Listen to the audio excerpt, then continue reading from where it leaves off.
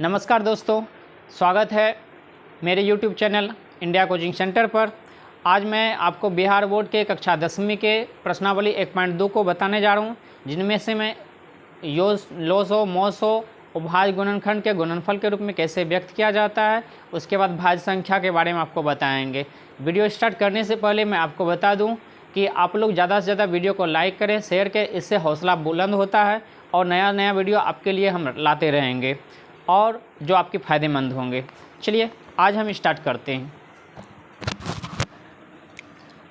जैसे कि पहला दिया हुआ है, निम्नलिखित संख्याओं को अभाज्य गुणनखंडों के गुणनफल के रूप में व्यक्त कीजिए। तो वीडियो लंबा ना हो इसलिए मैं आपको सिर्फ एक वो बता दूंगा, उसके बाद इसी आधार पर आप सब बना लीजिएगा। जैसे पहला मैं बताने जा रहा हूँ कि 100, पहला का ये लिख देते हैं 140। तो 140 को हम इस टाइप से तोड़िए। 2 से 2 सते 14 हो गया, 70 हो गया। 2 से ये 35 हो जाएंगे, फिर 5 से ये 7 हो जाएंगे और ये 7 से 1 हो जाएंगे। तो आपको ये क्या करना है, 140 यहाँ रखना है। तो यहाँ पे आप देखिए 2 दोगो है, ठीक है, 2 गुना 2 और फिर ये गुना 5 गुना 7।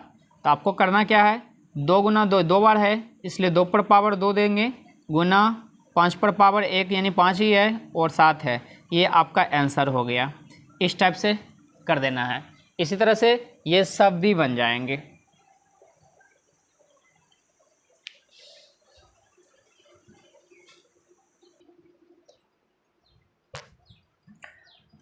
चलिए मैं इसका दूसरा सवाल बताने जा रहा हूँ, जिनमें से लिखा हुआ है पूर्णांकों के निम्नलिखित युग्म के HCF और LCM ज्ञात कीजिए तथा इनकी जांच कीजिए कि दो संख्याओं का गुणनफल बराबर HCF गुना LCM है।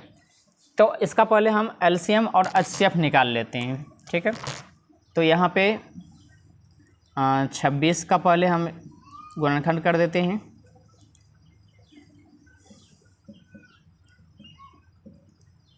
तो ये हो गया 26 बराबर 2 गुना 13। फिर 91 के लिए हम कर देते हैं 3 से नहीं होगा, 7 से 13 हो गया, फिर 13 से 1 हो गया। तो फिर यहाँ पे हो जाएगा 91 बराबर 7 गुना 13। तो यहाँ पे HCF की अगर बात करें तो हो जाएगा ये दोनों में जो मिलता हो। तो क्या मिलता है, 13 मिलता है। तो HCF क्या होगा, जो मिलता है उसका सबसे कम पावर लेना है। तो 13 मिल रहा है तो 13 हो गया। और LCM की अगर बात करें तो ये हो जाएगा जो मिलता है उसका सबसे हाईएस्ट पावर यानी 13 गुना 7, जो नहीं मिलता है वो भी लेना है, और 2। तो ये हो गया, इसको गुना कर दिया जाए, 13 दूनी 26 और 26 गण 7 करेंगे अगर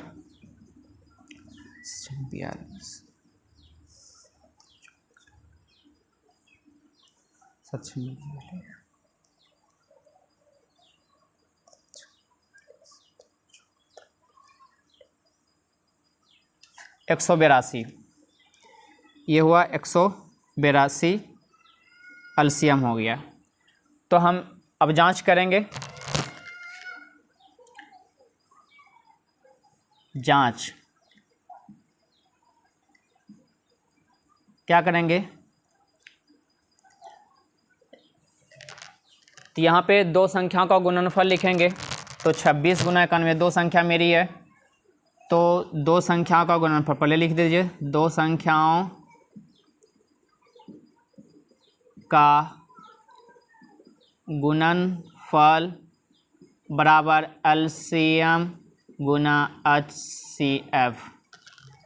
तो दो संख्या मेरा 26 गुना 91 है, 26 गुना 91, और यहाँ LCM मेरा कितना हो जाएगा, 13 गुना 82, 182। एक LCM मेरा 182 है और HCF मेरा 13 है, ठीक है। इसको गुना कर लिया जाए। 13 दूने 26 हासिल 2, 13 8 74 से फिर 2 104 प्लस 2 106 हासिल 10 13 10 23 हो गया। फिर इसको भी गुना कीजिए तो वही हो जाएगा 23 66। तो अब देखिए ये दोनों बराबर हो गया, तो यहाँ पे लिखिए अतः जांचा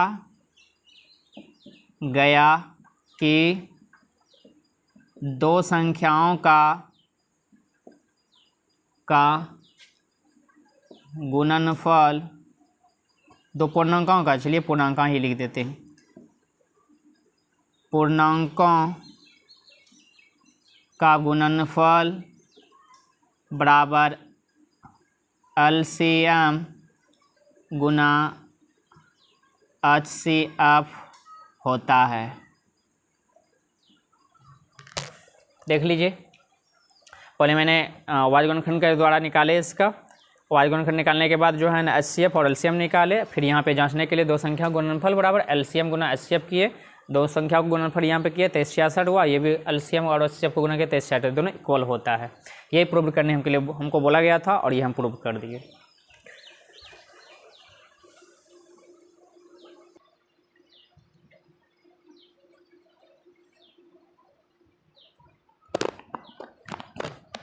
चलिए अब तीसरा सवाल बताने जा रहा हूँ मैं। अभाज्य गुणनखंड विधि द्वारा निम्नलिखित पूर्णांकों का एचसीएफ और एलसीएम निकालें। तो हम निकालते हैं। देखिए पहला नंबर सवाल का ये 12 है, फिर 12 का निकाल दो अभाज्य गुणनखंड, 2 से कट जाएगा ये 6 बार में, 2 से 3 बार में, फिर 3 से 1 बार में।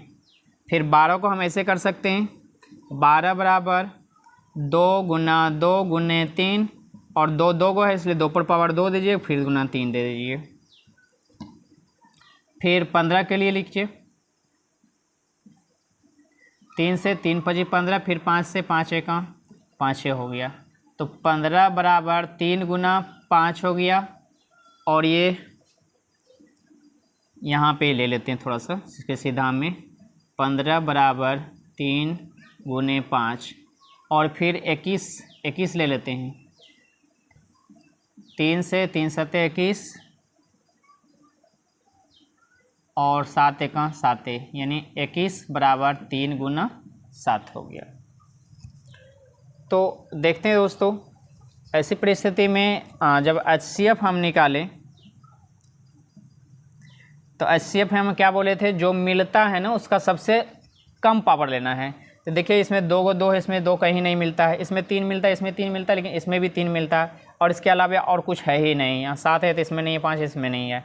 तो एचसीएफ कितना हुआ 3। अगर कोई तीनों में कुछ भी नहीं मिलता हो तो आप समझ लीजिए कि एक उसका एचसीएफ होता है, क्योंकि एक तो सब में मिलता है। यहाँ पे देख लीजिए, तो इसके अलावा अगर होता है जैसे 1 मिलता है और 3 मिलता है, 3 गुना 1 3, ऐसा भी 3 हो जाता है। तो 3 हो जाएगा यहाँ पे एचसीएफ आपका। और एलसीएम की अगर बात करें तो जो मिलता है उसका सबसे कम पावर, तो 3 मिलता था यहाँ पे, देखिए 3 मिलता था, 3 मिलता था, 3 मिलता था, तो 3 ले लिए। फिर जो नहीं मिलता है उसको भी लेना है, 5 नहीं मिलता है कहीं पे तो 5 ले लेना है। फिर 7 नहीं मिलता है कहीं पे तो 7 ले लेना है। फिर 2 पर पावर 2 कहीं नहीं मिल रहा था तो 2 पर पावर 2 ले लेते हैं।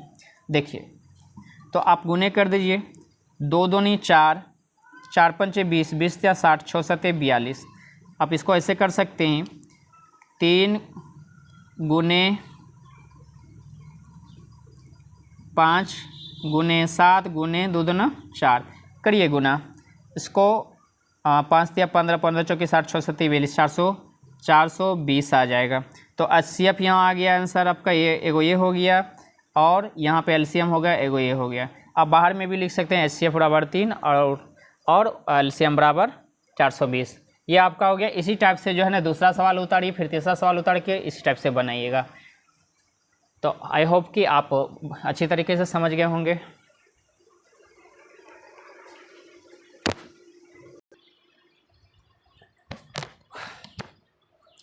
चौथा सवाल है साथियों, एचसीएफ यानी इन दोनों का एचसीएफ यहाँ पे दिया हुआ है, एलसीएम यही दोनों का एलसीएम निकालना है हमको। तो आप अभी जो तीसरे नंबर में सवाल देखे, दो संख्या का यानी कि पीछे जो सवाल बताए, दो संख्या का गुणनफल बराबर एचसीएफ गुना एलसीएम होता है, हम उसी आधार पर बनाएंगे। देखिए यहाँ पे दो संख्याओं का गुणनफल, चूँकि दो संख्याओं का गुणनफल बराबर LCM गुना HCF।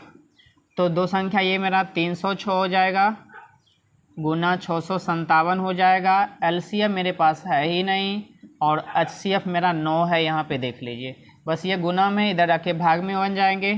तो अब देखिए क्या होगा, 306 गुना 657/9 बराबर LCM। 9 से कटाइए इसको, 9 से 3 बार में 27, 3 बचा 9 चौके 36 हो गया। इसको गुना कर देना है हमको, तो गुना करके यहीं पे लिखिए किधरों भी।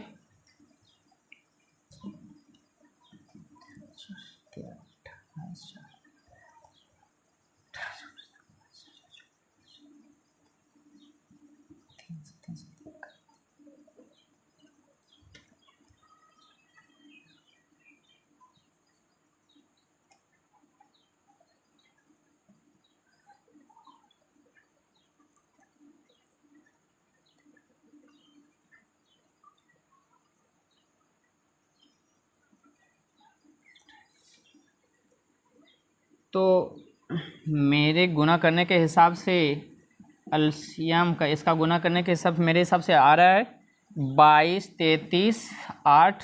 आप लोग गुना करके देख लीजिएगा, ठीक है। ये मेरा एलसीएम हो गया। तो एचसीएफ के लिए यही नियम, अगर एचसीएफ अगर निकालने बोलता तो एलसीएम दिया रहेगा, फिर यहाँ एलसीएम में क्या करें, एलसीएम से इधर भाग देंगे, बस एचसीएफ अपने आप निकल जाएगा, ठीक है।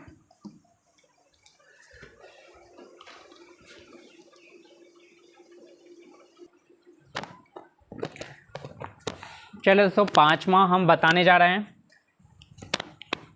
तो लिखा हुआ है, जांच कीजिए कि क्या किसी प्राकृतिक संख्या n के लिए संख्या 6 पर पावर n अंक 0 पर समाप्त हो सकती है। तो हम इसमें लिखने की ज़्यादा बात आती है।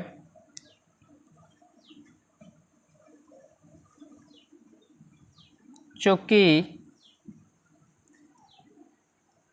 संख्या 6 का अभाज्य गुणनखंड में 2, 3 आता है, जबकि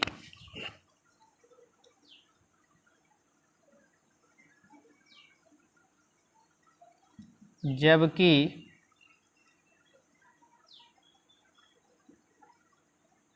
6 पर पावर n को 0 पर समाप्त होने के लिए 6 के अभाज्य गुणनखंड में 5 का होना जरूरी है। अतः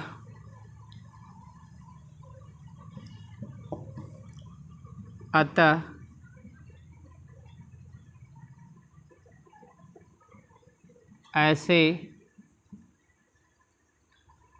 कोई प्राकृत संख्या नहीं है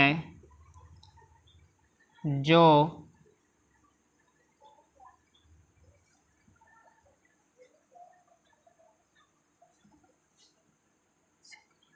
प्राकृतिक संख्या n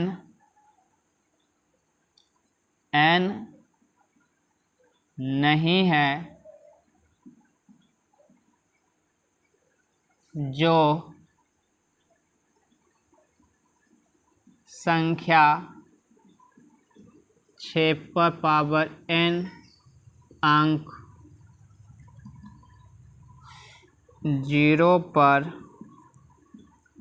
समाप्त हो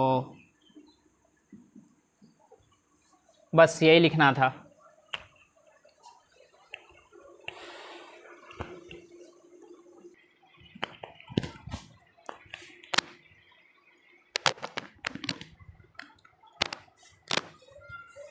ये छठे सवाल का है। यहाँ पे दिया हुआ है, व्याख्या कीजिए कि ये संख्या और ये जो इसको भाज्य संख्या हो सकती है या ना हो सकती है। हम इसी आधार पर एग्जाम्पल आपको लेकर के बता रहा हूँ, इसी आधार पर ये भी बन जाएंगे, ठीक है। तो अब देखिए यहाँ पे चूँकि 3 गुना 4 गुना 5 प्लस 4, इसको गुना कीजिए तो 3 4 तिया 12 पंच 60 प्लस 4 64 और 64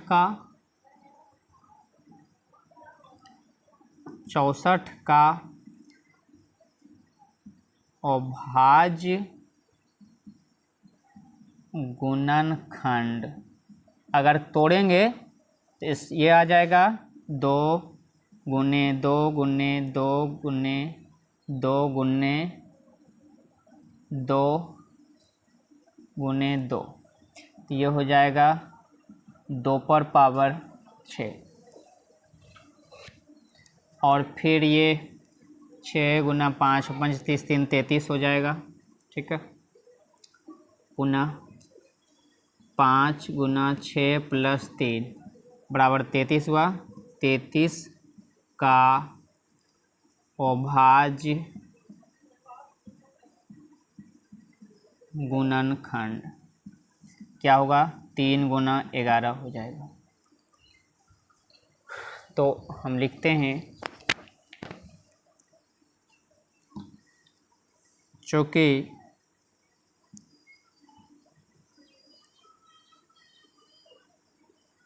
दी गई संख्या को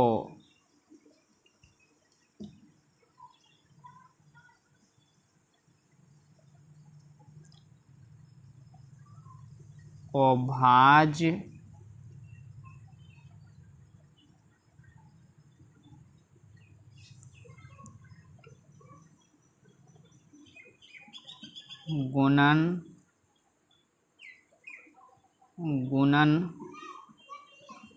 गुणनखंड में लिखा गया है, अतः दी गई संख्या भाज्य संख्या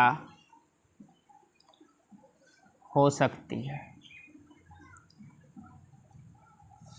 देखिए दोस्तों, तो हम क्या किए कि ये एग्जाम्पल उसी टाइप से लिए हैं। यहाँ पे 64 इसको तोड़ने के बाद 64 आया। 64 को हम जो अभाज्य गुणनखंड के गुणनफल के रूप में लिखें, अभाज्य गुणनखंड के यहाँ पे लिख देते हैं के गुणनफल के रूप, नहीं गुणनफल के रूप, इस बीच में ये लिखा जाना था, के रूप में लिखा गया है।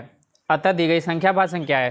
क्योंकि देखिए दोनों को जब अभाज्य गुणनखंड के गुणनफल के रूप में लिखे हैं, और इसलिए भाज्य संख्या है क्योंकि इसका स्ट्रक्चर होता है, एक नियम होता है कि किसी भी भाज्य संख्या को हम अभाज्य गुणनखंड के गुणनफल के रूप में लिख सकते हैं। तो उसी का ये उल्टा है कि अगर वो अभाज्य गुणनखंड के गुणनफल के रूप में अगर लिखा गया है, ये भाज्य संख्या है।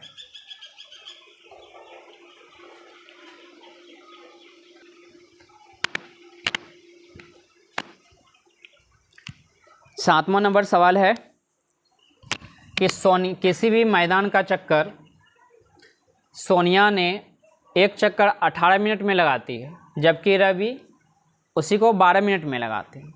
अगर वो दोनों एक ही समय पर एक ही स्थान से वह दौड़ना स्टार्ट करे तो वह पुनः उसी स्थान पर दोनों कितने देर बाद मिलेंगे? तो ऐसी परिस्थिति में आप दोनों का एलसीएम निकाल लीजिए, 18 का और 12 का।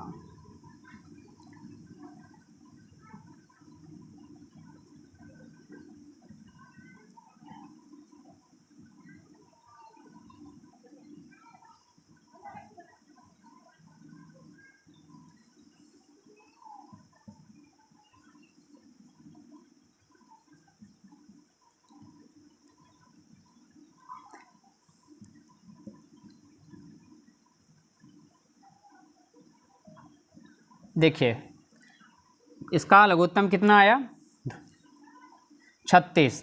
तो ये दोनों जो है ना 36 मिनट बाद मिलेंगे। यहाँ पे लिख दिए अतः सोनिया तथा रवि पुनः प्रारंभिक बिंदु पर